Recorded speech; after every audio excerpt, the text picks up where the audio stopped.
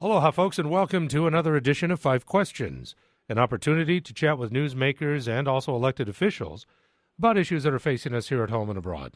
It's a delight to welcome State Representative Aaron Johanson with us here today for this edition. And Representative Johanson, thank you for being with us. Good morning.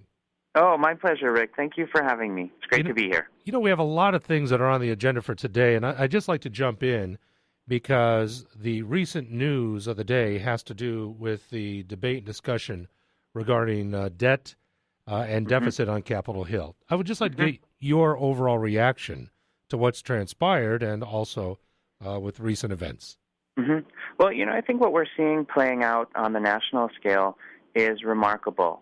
In a lot of senses, it's a first, but I think the big sort of theme running throughout just the debate and even the issue itself is the American people are clearly concerned about the trajectory of government and about government spending, and that was sort of the inherent crux of this debate. And I think that's why it persisted for so long, and that's why it was a lengthy conversation and one where there was no easy magic bullet that anybody was 100% happy with. I think if you ask everybody on Capitol Hill, nobody's roundly happy with it. Everyone was okay. People were okay with voting for it. But I think in some senses that's where you can find some really practical, pragmatic legislation. When everybody is a little bit unhappy but satisfied, it means sometimes that you've actually achieved some good compromise. What do you portend for the future because of this bill? Well, I think because it extends the debt ceiling past the next election, we're not necessarily likely to see the same debate, but I think you'll see snippets of it as, the congressional committee that's sort of set up, if you will, to broker, future savings and or details coming up. That's definitely going to be, kind of the narrative throughout the coming months. But I do think, particularly for Hawaii, if I can break it down, I've been part of the Council of State Governments West conference that's been happening here in Hawaii, and there are likely to be ramifications for each individual state, Hawaii included, because a lot of what's been trimmed out, at least on cursory glance, and I have to confess I haven't had a chance to deep dive into all the full details of the legislation, but some of the state-specific funding that each state gets, either from a formula or from a block grant, those kinds of things, that may be what gets trimmed. So, states will definitely see this. It's not something that's just this esoteric debate happening in Washington, D.C., removed from our daily lives. We appreciate the comments, and we'll follow this story, of course, as it plays out. I think you're absolutely right. It's going to be top of mind all the way through the elections and beyond. Bringing it here at home, the debate between the administration and the teachers has carried over into a new school year that began earlier this week. Just curious what your assessment is of our public education system, and if there are issues, how can we resolve those issues, and more immediately, can we assuage some of the teachers' concerns as they start a new year? Well, Rick, I'm happy to talk about education because this is a cause that's near and dear to my heart, and it's one of the primary reasons I got involved in elected politics. I'm a proud product of all the Moanalua public schools, and I got a fantastic education at Moanalua. It certainly, along with many of my classmates who went with me to Yale, it certainly prepared us well, not just to survive there, but to thrive. And so I know that successes are possible. I know that they are happening. I look at some of the schools in my district, like IA Intermediate, where it's very much a huge population on Title I funding, free and reduced school lunches, but they're still making adequate yearly progress under the current federal mandate. So there definitely is not only the potential for good things to happen in our system, there are points of excellence and good things happening. Now, I think, like any organization, any entity, there are definitely things that can be improved. And I think teachers, educators, administrators, parents, community members, all folks would be willing to admit that. I think trying to achieve improvement is what we're all looking for. One thing that I think I would like to see a little more focus on in the education reform dialogue, and this is precipitated by a book I just read by Tony Wagner, is, I think we need to focus a lot on how we train teachers, both the model of education in teacher prep and teacher training, as well as looking realistically at our teaching model in the schools. The gist of this book was that the teaching model that we currently employ throughout America, and Hawaii also being the case, hasn't changed in the last 50 to 60 years. So, it's still a model preparing, students in the workforce largely for, a World War II kind of widget-making economy as opposed to an economy driven by innovation and creativity. And that's where some of the other global economies in this increasingly competitive world have been going, more toward creating, innovating, and beyond just the mechanics of things. And I think, the more that we can focus on that, the more we will help equip our students. And also, if we look at teacher development, it's a field vis-a-vis other industries. People are regularly being invested in and channeled into and developed, but there's not a lot of investment and development into our teachers. But if we expect them to innovate and to continue to improve and develop, I think that needs to be a serious part of the equation. And I wanted to highlight those two areas because oftentimes you don't hear that as much in the dialogue. It's sort of, is it good? Is it bad? What's happening? What's not happening? But for me, that explains some of the dissonance of why you can have excellent educational things going on in Hawaii and in America, yet when you look at global competitiveness tests, we're not, in the top 10. And it's because there are some fundamental things that I think need to be evaluated, both on the national level but also on the state level of how we're educating students. And briefly, in the context of what we have before us, which is union leadership of the HSTA protesting greatly the last and final offer from the administration, then going to the Hawaii State Labor Relations Board with a grievance, and now it seems that Will Okabe is putting out the olive branch saying, listen, can we start this over again? The teachers seem to be, in light of what you've just shared with us, what do you think? What can we do for teachers immediately when there seems to be consternation with both their representation and with their employer? Well, and I think that's an excellent question, and really the devil is in the details. I think it's incumbent upon us as lawmakers, for instance, when we're looking at, the teacher calendar, for instance. You saw this a lot during the furlough discussion. Should there be teacher work days and teacher planning days? And, it makes a lot of sense for those who said it's not actual teaching time, so, those maybe should be the furlough days. But, what I'd like to assert is we need to take a look from a different standpoint, because sometimes that's the only time for teacher development and evaluation. Now, that may mean a longer school year so that you can get the best of both worlds, whether it's actual teaching time, which is key for educating students, but also factoring in some of that development time for teachers, so that it doesn't necessarily have to be this and/or. I mean, it doesn't have to be this mutually exclusive proposition. It can be an and. I just think every now and then there's a 5-degree difference that if we just took a look at the situation in a 5-degree perspective difference, there are other options available. We're enjoying 5 questions with State Representative Aaron Johanson. And before we continue, tell us about your district. My district stretches all the way from the Middle Street area of Kalihi and encompasses Moanalua Gardens and goes all the way to Pearl Ridge Shopping Center along the Pearl Harbor corridor. So it is a wonderful district to represent for me because it's so many diverse communities. And I think inherent in that means that often when I hear from my constituents, I'm getting a very diverse perspective.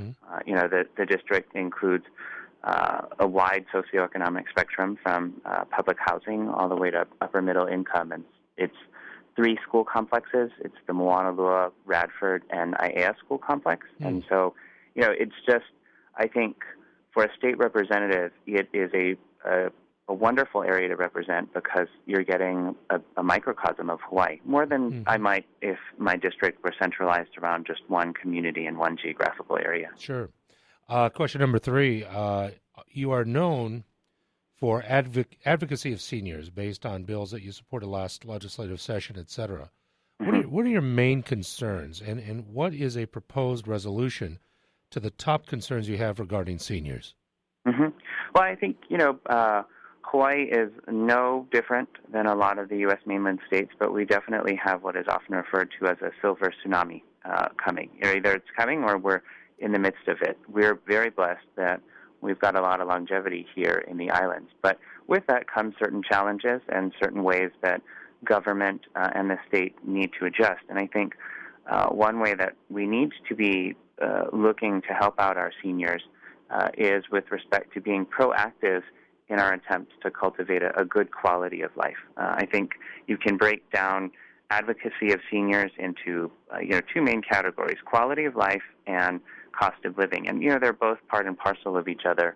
But those are when I think of advocating for seniors, and as a former caregiver for my grandmother who had a terminal illness, it's something that I saw firsthand. There are a lot of things that we take for granted when we're young or when we're healthy, and more of our population is going to be older and less active, less mobile.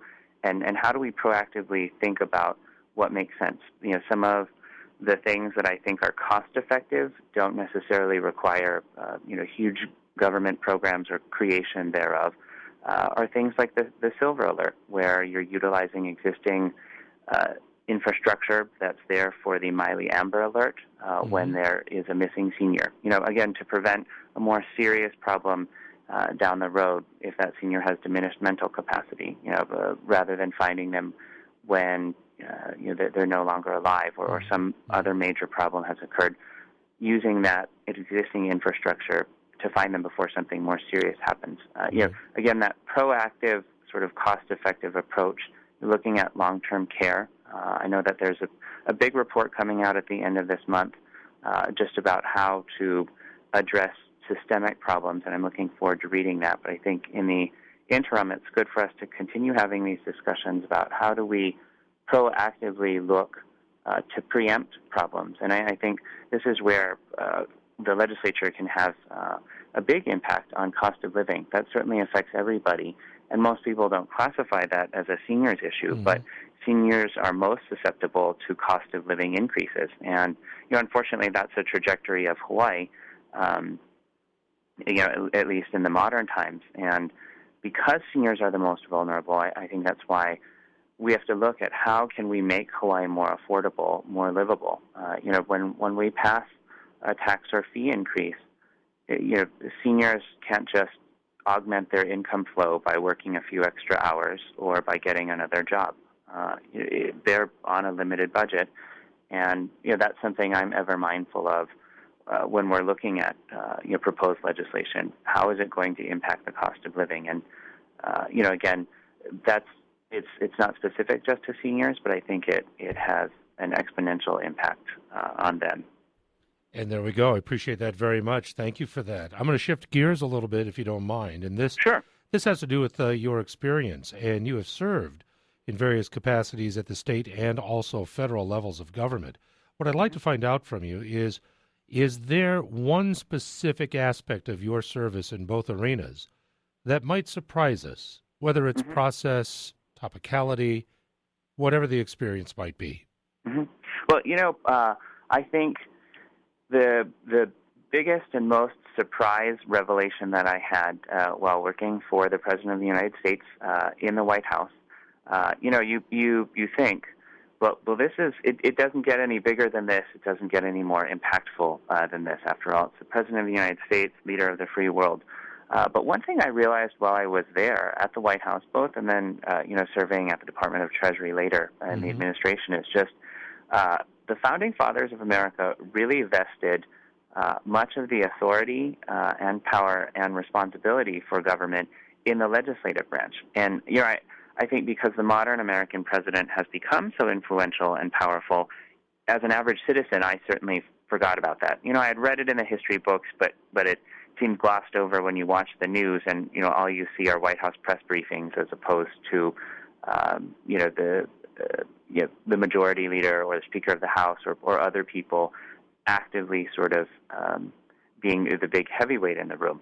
And so that was actually what precipitated me getting into the legislative branch, having served most of my time in the executive branch. Sometimes, to be honest, Rick, I felt like I was trying to make lemonade out of lemons. Congress might pass something, and then as the executive branch, you're charged with implementing and trying to make what you perceive to be lemonade. And quite honestly, I thought, why wait for the lemonade-making process? Why not try to either get rid of the lemon at the front end, or not have the lemon at all, or make it at least practical and pragmatic for the executive branch to implement it. And I think that's one thing that I've enjoyed trying to bring to the Hawaii State Legislature as someone who spent my time in the executive branch, is that practical, pragmatic, implementation-oriented executive branch experience to the front end of the process, as opposed to just, again, waiting to make lemonade. And that's sort of a chord that I never expected to have running throughout my life. And I certainly didn't expect to have that revelation at the White House, of all places. Well, we appreciate that perspective. And again, reminding you that you're dialed into 5 Questions with State Representative Aaron Johanson, and we're to question number 5. It's something we touched upon with our first, and that has to do with our economy. And we would like to know from you that in a challenging economy that we do have, what is the proposed prescription for what ails us? And as a Republican, do you believe Republicans would be better equipped to address this important issue, and if so, why? Well, I think it's something that I've talked about in some of the other questions, but I fundamentally believe what ails Hawaii's economy is twofold. It is both the cost of living and the cost of doing business here. And again, they're interrelated, but for ease of purposes, it's somewhat easier to talk about them separately. If, first of all, the cost of doing business, we have a lot of onerous mandates for small business owners, and small business owners are definitely the engine of our economic growth in Hawaii. And I think a lot of my colleagues here are very well-intentioned, but sometimes we just come at things from a different perspective. And, we all want to make sure that the work environment is healthy and safe, and that people are justly compensated for the work that they do. But sometimes, it has to be an equilibrium. It can't favor one interest more than another. And if it's not worthwhile for small businesses to keep rendering their service or making their product because we're putting so many mandates on them, then they're just going to go out of business. And that means a loss of jobs for our local folks. It means a reduction in the quality of life, reduction in goods and services that are available to our people. So I think we definitely need to look at addressing the high cost of doing business here. And on the flip side, it is very difficult for people to just make a living here. If you ask most of our folks, I've talked to a lot of the people in my district, it feels like they're just scraping by to make ends meet, and that's because our cost of living is so high. And most of our cost of living is driven by some of the things that we pass here in the legislature. People may not necessarily see that on the receipt or the bill, but the longer you're here and the more you sort of understand the way government does things, all these costs are passed on from the small businesses. Again, that high cost of doing business is passed on to the consumer and to our people. And so, when people have less discretionary income because they're busy paying for this high cost of living, it again means, we're shackling our folks and keeping our economy small when really, if we work to reduce the burden both on small businesses as well as on our people, I really do think that that's going to engender economic growth.